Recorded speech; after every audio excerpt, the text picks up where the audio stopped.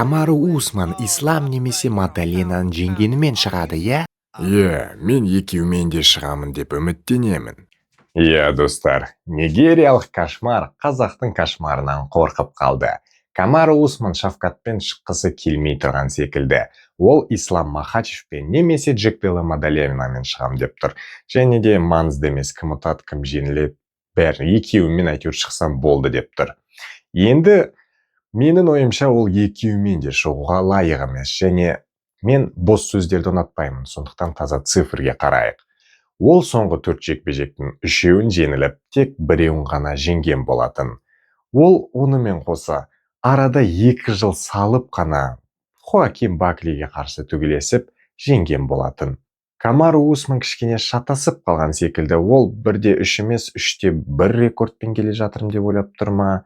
Қандай титулдық жекпе-жек бұндай статистикамен, Камару? Так, соңғы 4 жекпе-жекте 3-еуін жеңіліп, 1-еуін жеңдің, иә? Оған қоса арада 2 жыл салып төбелестің, иә? Енді жартылай орта салмақта бәрі бос емес, Шавкат қана бар, енді онымен шығасың ғой, иә? Исламмен немесе Мадаленамен шығам.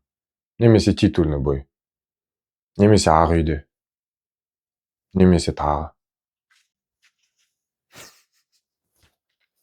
Шавкат Рахмоновты баяғыдан бері барлық фанаттар бір жақсы тексерісті көрсетіп, және бір жақсы қарсыласпен шығуды қалап тұр.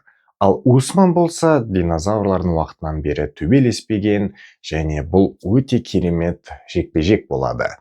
Камару үшін бұл жекпе-жекті жеңсе, ол әрі қарай, титулдық жекпе-жекке лайық десе болады.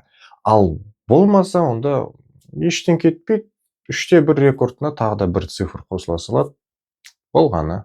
Ештеңке жоғалтатын ештеңкесі жоқ. Сондықтан Камаруға Шавкаттан басқа жақсы қарсыласты көріп тұрғаным жоқ. Камару, қашпай бұл жекпе-жекті алғаным дұрыс деп санаймын. Сендермен болған Сөйлейде арнасы. Арнаға тіркелуді ұмытпаңдар. Барлық қызықтар тек біздің арнада. Телеграм арнада бірінші болып жаңалықтар, барлығы қызықтар, барлығы толық жекпе-жектер сол жақта шығады. Сілтеме осы бейненің төменгі жағында, тіркелуді ұмытпаңдар. Қош аман, сау болыңдар.